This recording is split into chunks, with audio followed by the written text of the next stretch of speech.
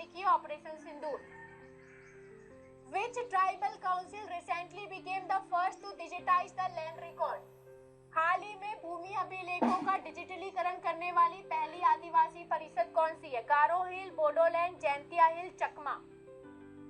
कौन सी पहली भूमि अभिलेख को डिजिटलीकरण करने वाली पहली आदिवासी परिषद कौन सी बन गई है? हाँ, ये इस टाइप के क्वेश्चन कल EMRS का 9 से 11 बजे मैराथन क्लास है करंट अफेयर का।